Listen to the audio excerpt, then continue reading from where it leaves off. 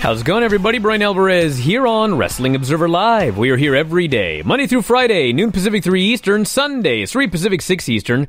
What a guest we've got here live in studio today. Filthy Tom Lawlor is joining us here today, the current MLW champion of the whole world, worldwide organization MLW, and he's going to be heading down to Hermiston, Oregon here tonight to face my protege, King Cash. He's come to exactly one class, jiu-jitsu, to get ready, Tom, for what is a submission match tonight. Is that correct? That is correct for Prestige Wrestling, the prestigious Prestige Wrestling World Heavyweight title.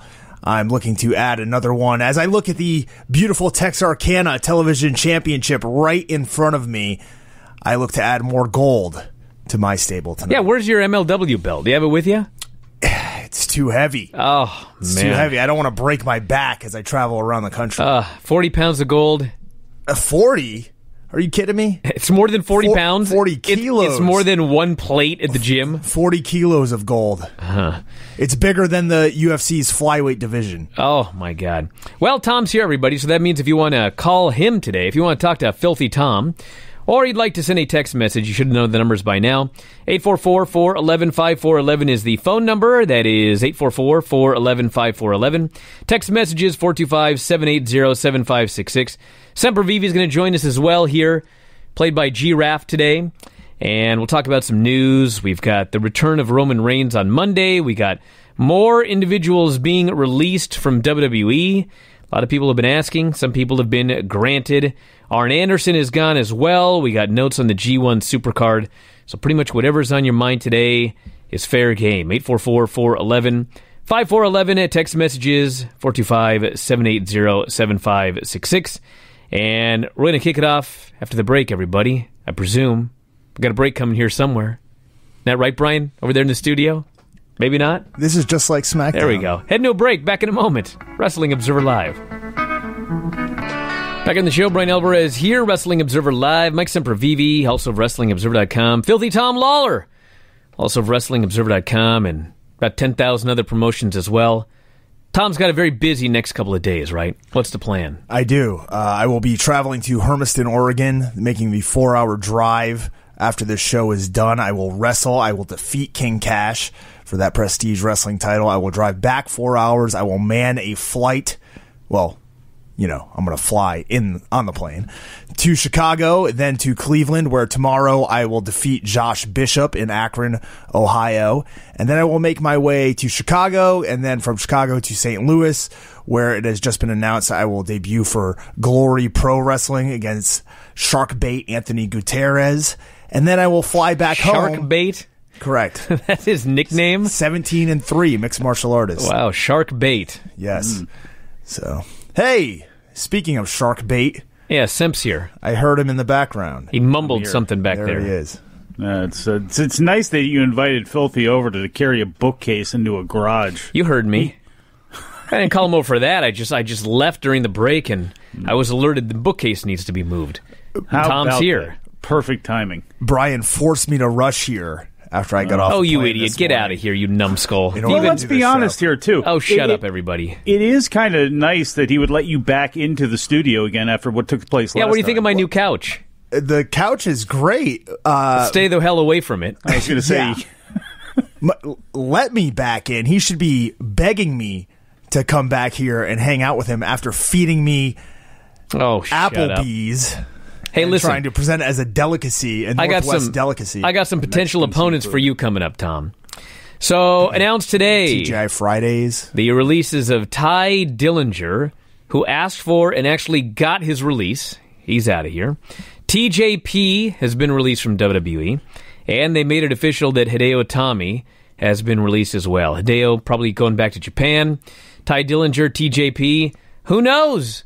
Could be future MLW opponents, Tom. What do you think of these guys? They're all great talents. Far more talented than myself in many aspects. And I'm sure they'll land on their feet. Arn Anderson also. Longtime producer for WWE, no longer with the company. He had apparently been let go, according to Pro Wrestling Sheet. And then Rusev tweeted, Thank you, AA, for teaching me and letting me sit under the learning tree. So he's out of there. They've hired new producers, which if you go to WWE.com, they got interviews with all of them, including Abyss, sitting there doing production work with no teeth. It's awesome. Jeff Jarrett, Abyss, Sanjay Dutt, Sean Daivari, and Hurricane Helms all joining the company. 60-year-old Arn Anderson is out of there. And can you believe he was released right before Ric Flair's birthday party on Raw this coming Monday? The timing is incredible. So there you go. Damn shame. And one other quick note here, then we'll go to the phones and such. Announced that Roman Reigns is coming back to Raw on Monday to, quote, address the status of his battle with leukemia. He's going to be there. He's going to be on Good Morning America the day after. That's Tuesday. And so we'll find out what this means, but it's Ric Flair's birthday party that night. So my guess is if he's going to show up with bad news, why would they have him show up with bad news and then have Flair's birthday party day of the show? If he's in bad shape, I mean, he's going to be flying to Raw and then immediately flying to Good Morning. That's a lot of flying that he's going to have to do. I'm thinking it's good news, but we'll find out on Monday. Any thoughts, Tom? You know, it's often said that, what is it, no news is good news? Yep. I would imagine in this case that no news would be bad news and that more news is good news in this case. Otherwise, I don't think that Roman Reigns would be going to Raw or to Good Morning America. So it appears to be a good scenario for him. Anything, Mike? No. All right, well, let's go to the phones. You're on the air. What's going on? Hello. With what Dean Ambrose did on Raw last week with the Seth Rollins backstage segment, and with Roman, Returning. Sorry about that.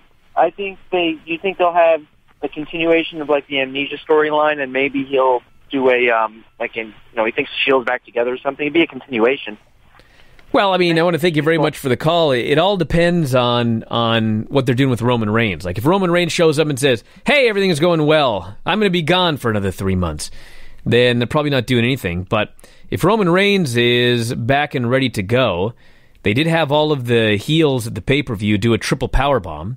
So you could announce his return. Fastlane is The Shield versus Braun Strowman, Bobby Lashley, and who's the third guy?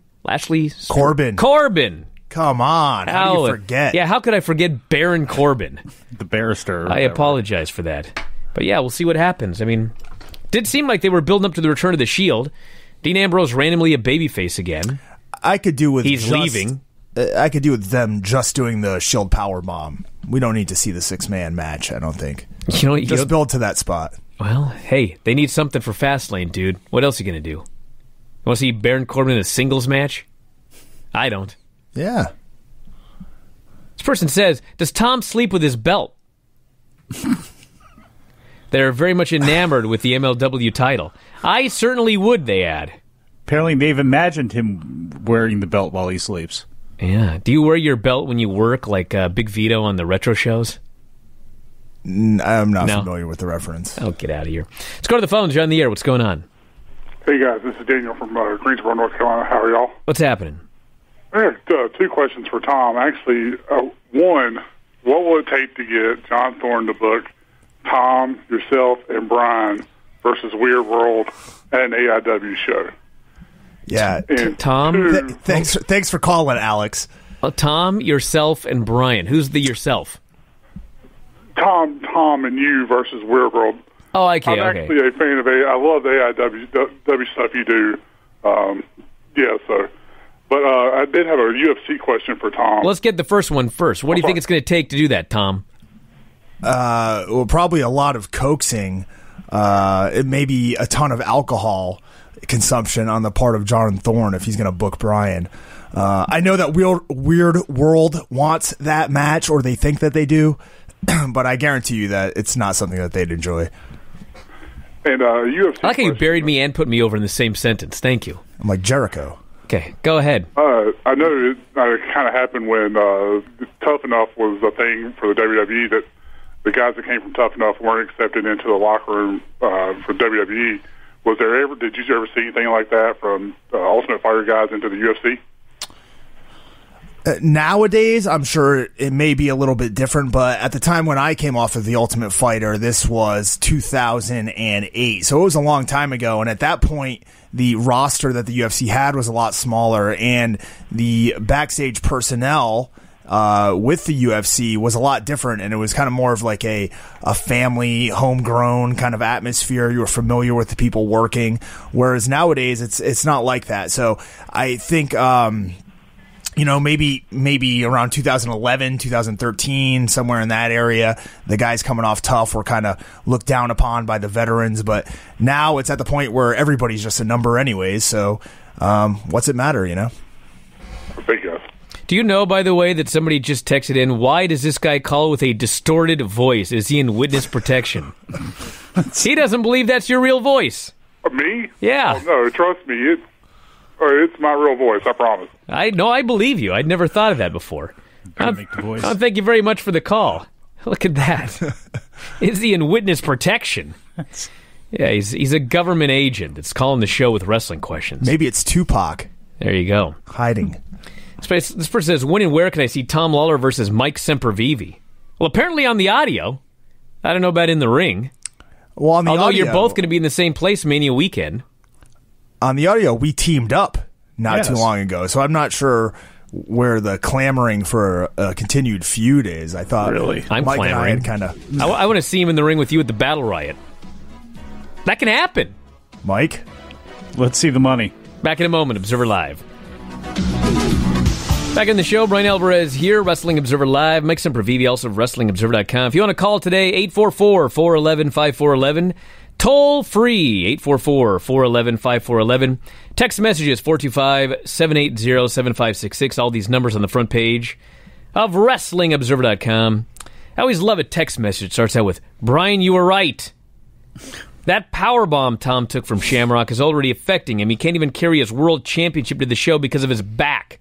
Never again, Tom. He's not wrong. You took that powerbomb from Shamrock, and now you can't carry your belt around. So don't even... I've recovered fine.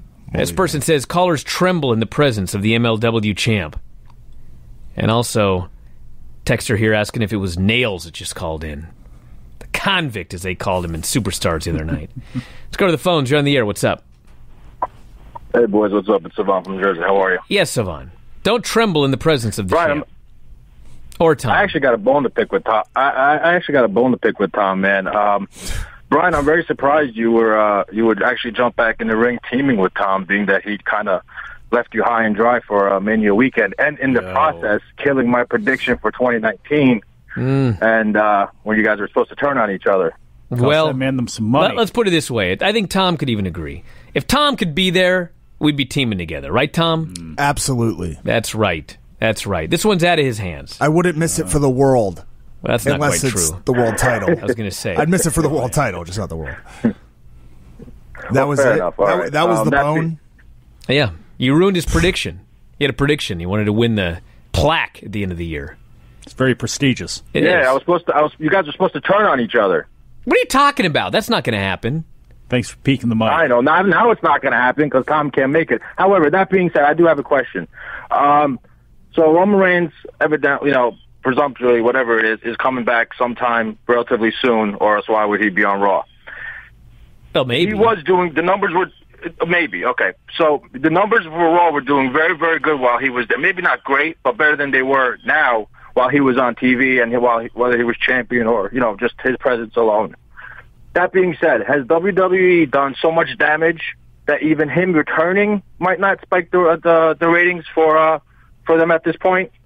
Well, I mean, if he comes back, I expect them to maybe go up a little bit, but it's not like if he comes back, we're going to add 500,000 viewers every week. I don't think that's going to happen. I mean, we'll find out. If Roman Reigns comes back and these ratings go sky high, then it's the big dog.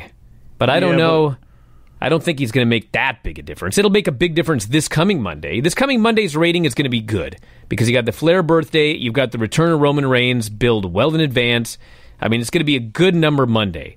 But I don't know what that means for the week after or the week after, unless he's back as a regular. The threat of Becky Lynch returning. I mean, there's no way she's going to be gone 2 weeks in a row. Yeah, I don't know. Right? Well, no. I mean, I presume she's going to ruin the birthday party. Exactly. She has to.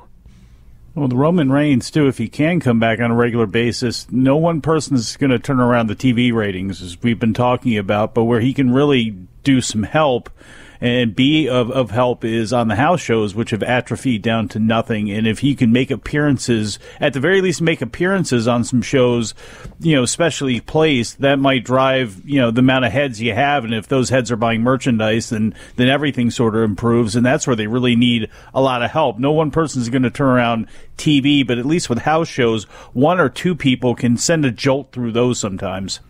Person says, Bryan, you were right. That doesn't have anything to do with anything. I just want to stroke your ego. Ask Mike who would win a match between Filthy Tom and the Gambler. Man, this is really tough. This is putting me on the spot. Tom, and I know you're the MLW champion. I hope for your sake, and I hate to tell you this, and to be the one to tell you this, that Court does not book the Gambler and bring the Gambler out of retirement, because I'm not sure if you've got enough of a hand to deal with the man who's always got an ace up his sleeve. The Gambler is a very talented individual. I don't know if you've ever seen his work back in the day in NWA programming, but as great as you are, and you are great, I just don't think you'll be able to keep up with the Gambler. I'm sorry. You're coming after a Mania weekend, aren't you, Tom? It's 2019. Yeah. What is going on this show? He's an old crafty veteran. Get out of here. Let's go to the phones. You're on the air. Hi, Bryan. Hi, Mike. Hi, Tom. How are you guys? What's happening? Nothing much. So this is kind of random, but I was catching up on some of the observers, and I heard the thing everyone was really talking about the other day, which was Dave saying that Lacey Evans is like really big in their future plans. Yep. And I was listening to Dave's reasoning, and he was talking about how, they love her story, her background as a Marine, as how she came up and everything like that, which is all well and good. I mean, that's a solid reason to want to push somebody, but like, why aren't they doing that then? Why haven't they told anybody that story? Her gimmick is literally just like punching pinup girl lady, and like, it's not like she's over like gangbusters with that. Why haven't they just told the story that they're planning to tell anyway, like right now, to get her over?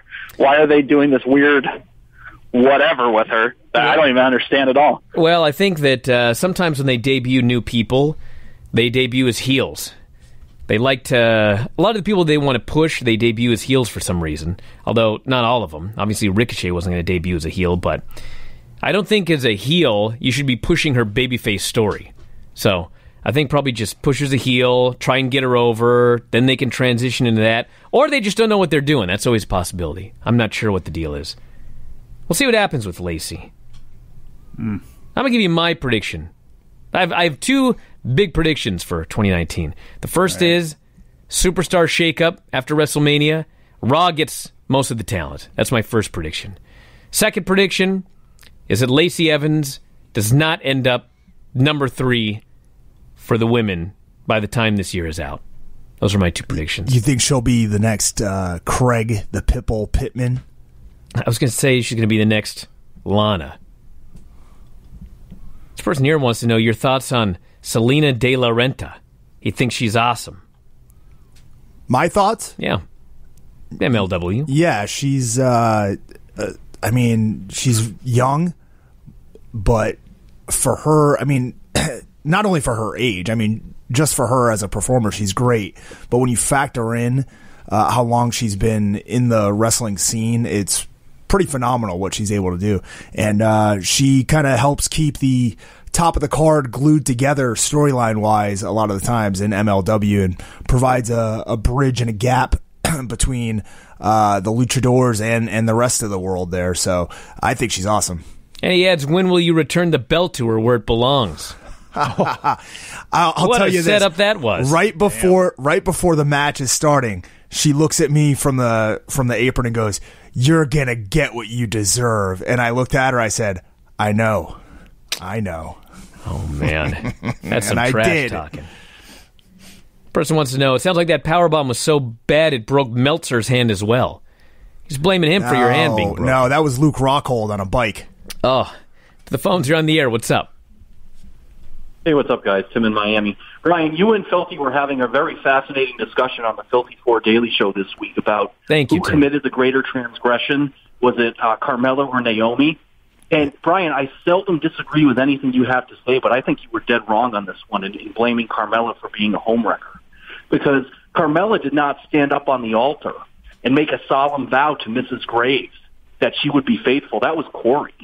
He is 100% responsible, whereas Naomi, when she signed her driver's license paperwork, made a promise to drive on the correct side of the street. Oh, when she get broke out that of here, promise. Tim. She Come could have on. killed somebody. If she hears you say that, she's going to cut the biggest promo on you on Twitter. Already happened once today. She chewed some guy out. So bad he canceled his Twitter account, it looks like. I don't have a Twitter account. I can understand if Naomi was drunk. She but wasn't it's not, drunk. We don't know if she was drunk. She was obviously wasn't drunk. not because exactly. So you don't know if she took a wrong turn. That's not that big of a deal. Now the Carmella thing, I don't think is really that big of a deal. She really shouldn't be either. But I guess that's more Geek of the Week worthy. Anything else, Tim? No, that's it. I just wanted to weigh in on that fascinating debate. Thank you for stirring the pot there, Tim. I appreciate it.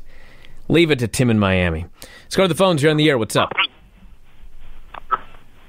Good afternoon. It's a real pleasure today. I'm Jackson from Orlando, by the way. It's a real pleasure today to talk to a truly dominant and ferocious champion here on the air. Okay. You're welcome. Tom, it's also nice to talk to you as well. Yeah, very good. We can see that setup coming a mile away. Yeah, but I still loved it. This isn't a roast, That's buddy. great pro wrestling. Go ahead, caller. This afternoon radio, we're keeping it topical here. Here's my one question. From your review of that horrible AAA match with all the old guys in it, Yes. Bryan Alvarez himself said that when he was going to reunite with his tag team partner, Filthy Tom Lawlor, they would employ the double stump puller as their finishing maneuver. My question to you gentlemen is, have you been practicing this hold, the double stump puller, while you're in the same area?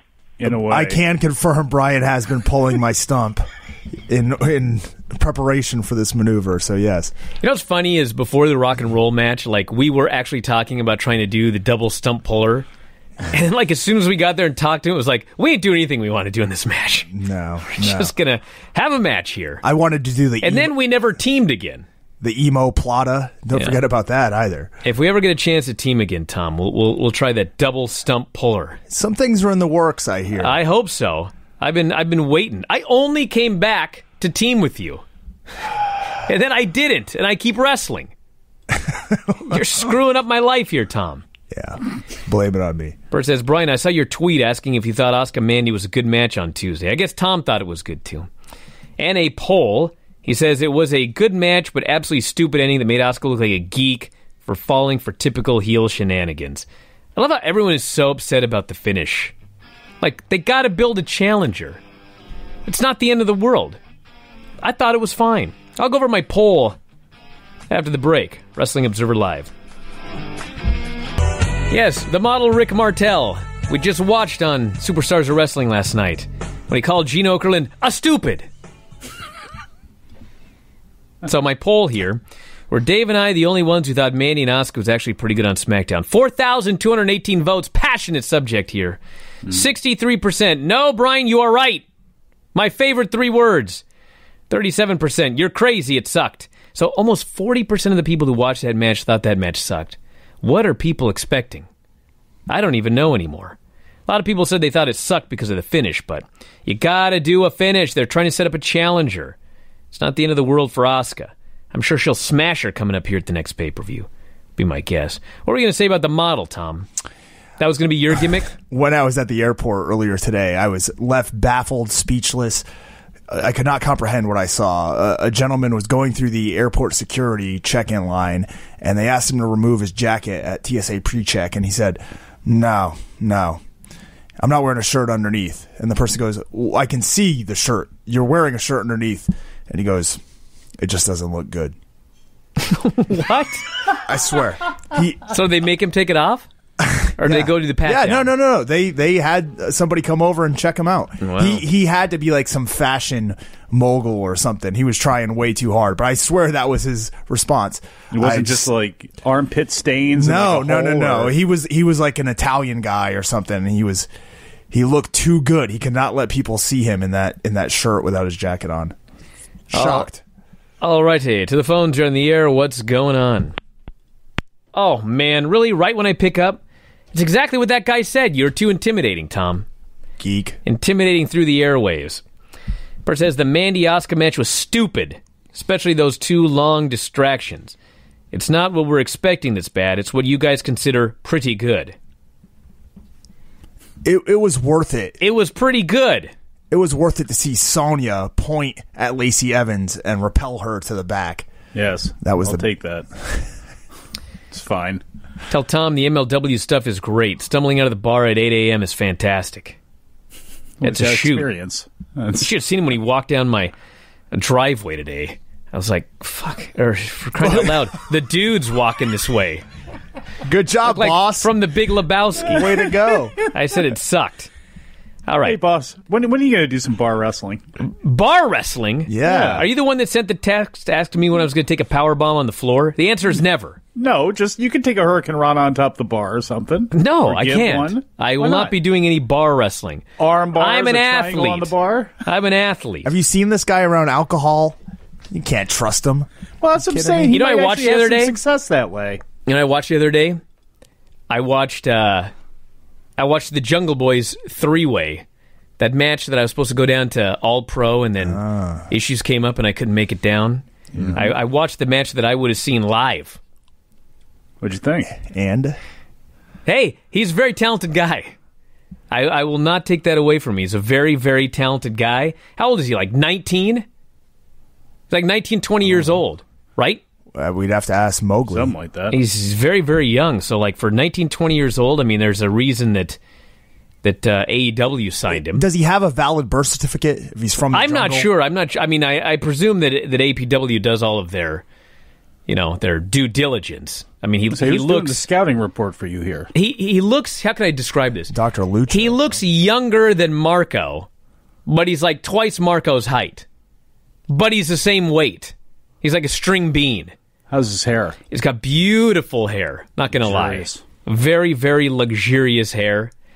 I mean, the 2 things that I got out of it were super, super talented guy, luxurious, beautiful hair. But, I mean, I got better hair. I think Tom would agree. Right, Tom? Yeah, whatever. Have you seen this guy work yet? No. You haven't seen the Jungle Boy yet? No, I haven't. Not one match with the Jungle Boy? No. Really? No, I haven't. I just took Dr. Lucha's recommendation. I heard he was great, and I went with it. You just went with it without actually watching it? Yeah. Yeah. I would love to take some more recommendations from Dr. Lucha, but Really? What's your question, Mike? I don't think he's got to watch him. He's the MLW champion. He's a man who's fought inside of the cage. He could just rip this Jungle Boy limb from limb. I'm just thinking about it right now. I would think with his bare hands. I don't know if you could do that, but I'm sure Tom could. You don't think I can do that? You know what I thought? I don't know. You know what I thought when I was watching that match? What? I swear to God, this is what I thought. I'm watching him. He's doing all this high flying, and he's doing all these flips, and he's jumping outside, and he's doing these kip ups and these arm drags, all this pretty stuff in the ring. All I could think was, he needs to be in a fight. This Jungle Boy needs to be in a fight. You know what I'm talking about, Tom? Yeah. You know those guys that are like, they're doing all sorts of cool stuff, but like, what would happen if someone punched him in the face, beat the hell out of him? Yeah. Who are you going to find to do that? You're looking at him. You're looking at him. I'd beat that kid's ass. That's all I could think when I watched this. That's all I could think. I was like, I got another Marco stunt right here. He's just tall. Jeez. He's a tall, skinny dude that just needs a beat. Yeah, are you going to chop him 90,210 times? I'd or chop him this back to kid. 90210? I'd chop him bloody. I saw a picture of him after he had a match with, I think it was it, who did he wrestle in PWG? It was Brody King. He had a match with Brody King in PWG. He's showing off his chest afterwards. He's getting chopped. I was like, dude, you got off easy. I'd ruin that chicken chest. So anyway, that's what I was thinking. I don't know if he's available or not, but I'd consider that one for the right price, right, Tom? Yeah, we'll right see. Price. Maybe we can set it up next month. Yeah, we'll talk about it. Skinny little twerp. Let's go to the phones. You're on the air. I'm a way better gymnast too. I want to throw that out there. Better gymnast, better hair. Tumbler. I don't know about a tumbler. Caller, you're on the air. What's up? Hey, going once. It's probably Jungle Boy. Going twice. He's out of here. I gave him his shot. He's probably calling to talk about his hair regimen, the stuff he puts in there. I'm sure that's. He's probably got that coconut shampoo that's got eggs in it or something wacky. This is what we've come down to. You're making fun of him for his great hair. I'm not making fun of what you have for him. I'm making fun of him. What a challenge! You better tie that hair up. You're on the air. What's going on? Hey, I'm not calling to talk about hair. I'm calling to ask about Filthy Tom's opinion on the legendary Stairs match. Do you remember that was against Big Show and Big Red back in 2014? Big Show and Kane? No, Big Show and Big Red had the Stairs match. Tables, ladders, stairs, and stairs. Who the hell's Big Red? Tables, ladders, oh, chairs, Eric Rowan. Oh. Yeah, you should have said the Vintner. He wants to know your thoughts on the chairs match between the Big Show and the Vintner, 2014. I mean, I haven't watched it since my honeymoon evening, so I don't know what memories I really have. So, did you really watch it your honeymoon evening? Are you out of your mind? Did you use it as a... You watched the Vintner versus the Big Show the evening of your honeymoon? Yeah, Bryan. Big Show's a performance enhancer for you? Well, I had to overcompensate. You know? If it were Kane... This person wants to know why the vaudevillains are calling in. Speaking of the vaudevillains, you're going to be down there with one of the vaudevillains tonight, Simon Gotch. He's no longer a vaudevillain, but yes, Simon Gotch will be at Prestige Wrestling, as will DJ Z, another very talented performer. There's a number of talented performers on that show. King Cash, your protege, not one of them. Hair versus hair match, Bryan versus the Jungle Boy. I'm not putting my hair on the line. I'll put my hair on the me? line against somebody. No. Don't do it, Tom. Didn't you watch that Oscar match? It doesn't matter how talented you are. This ref can make a mistake. So, no, I'm not putting my hair on the line against the Jungle Boy. I'll put my chest on the line against him. I'm trying to get a free haircut. You know what I had? This reminds me when I think about the Jungle Boy. You know what we have every Christmas when we go over to Whitney's parents' house? Cornish game hens. Mm-hmm. So I think about when I see him. Little skinny chicken chest. You're just gonna just dent that thing right in, aren't you? Denting is not the right word. All right. Tom, what do you think about the New Day? Should they split up or should they stay together? I would actually like to see them stay together. You know what? See that? I think just something different from them, and this Kofi singles push is just enough of something different from them right now to keep it fresh. They were, obviously the SmackDown Tag Division itself was kind of stale over the past year or so, despite having, really good action and some good matches. But now it seems like they've got something they can kind of sink their teeth into once again, and it seems like there's some excitement back from the New Day. So I'm happy to see it keep going. Thank you for being a voice of reason about this. Why break them up now? There's more that you can get out of them. Just because you thought it was a good idea a few months ago or weeks ago, it doesn't mean it's necessarily a good idea right now and for the I love that Kofi future. split off and lit the world on fire, but we want to keep them together doing tag matches. Well, they're good as you can keep them together as a they're just a unit. A single too. Who cares? As long as they have a new edge on them and you're doing something different. What he showed was people still have the ability to easily get behind these guys, even with all the nonsense. What do you think the best case scenario is for each individual member? Oftentimes you and Dave will talk about breaking up an act. Rusev and Aiden English. You break them up and then the parts aren't as good as the whole. Yeah, you're right. But how long were Aiden English and Rusev together before they got broken up? 3 months? New Day's been together almost 5 years now.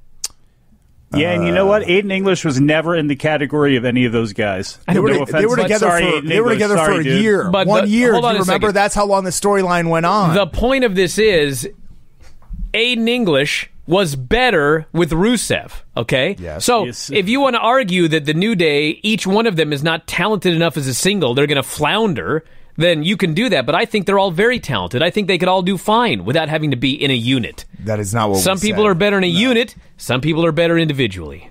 And they're better in a unit and better individually than Aiden English. So to even go there is kind of a real stretch. They do break people up too much, but just to do it in this case, just cause, doesn't really make any sense to me. I think there's someone from MLW sending this question. It says, Tom, I watched you versus Chris Weidman today for the first time, and after getting choked out, you awoke and you seemed pretty irritated with something. What happened? Can you recall what it was? Getting choked I had out? no clue what was going on. Probably you got choked out. The most irritating thing about that was afterwards I asked my coach, hey, what should I have done? He goes, oh, don't let him grab your head. And I thought to myself, what a jerk. And now I think to myself, what a genius. Yeah, exactly. Like everybody always wants all of these. Like you're a gymnast. You're asking for a correction during every single skill. Let's just look at the bigger picture. He grabbed your neck. Yeah. It's trouble. But now look at how many necks you've grabbed as a result. So that Chris Weidman loss may have led to you winning the MLW title. It's true. It's crazy.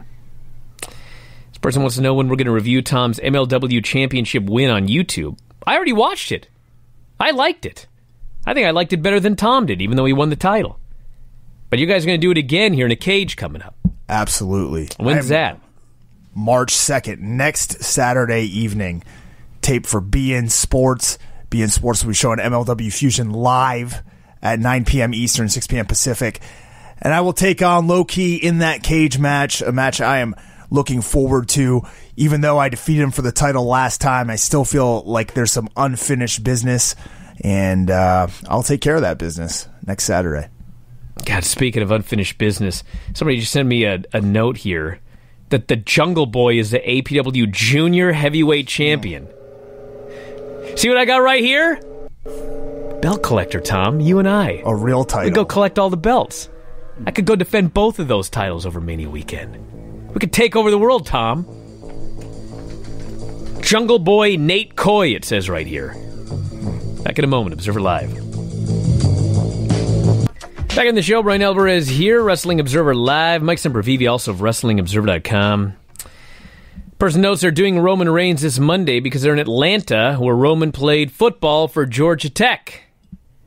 There you go. I think in his story about his first bout with leukemia, there was a tie-in to his football, so they can tie it back in this coming Monday. Maybe we'll get a Robert Kraft angle.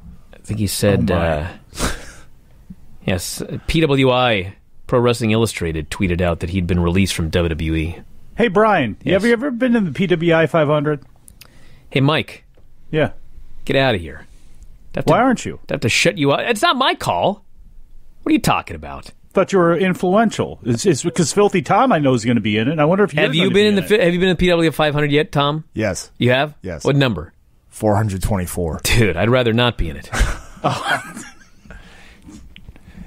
According to them, I could not fight Cheeseburger and win. Wow. Do you know that Jungle Boy's 21? So do you have some gross obsession with him? What is this? He was born in 1998. Was that your associate calling? 1998. His voice Do you know earlier? the first time I wrestled in All Pro Wrestling, he was 3 years old? That's how old my daughter is right now. I was wrestling in APW when he was 3. Now this kid's the light heavyweight champion. Get out of here. 21 years old. All these kids. We're out of time, everybody. Hey, Tom, where are you going tonight? Hermiston, Oregon, Prestige Wrestling. Tomorrow, AIW Wrestling in Cleveland. And the day after that, St. Louis, Missouri, Glory Pro Wrestling. Yeah, we got and people an Applebee's near you. Now we're going to the Crystal not. Creek Cafe right now, everybody. It's going to be a great time. Thanks, Mike, as always. Callers and listeners. Filthy Tom, everybody in the studio. We'll talk to you again next time. Wrestling Observer Live.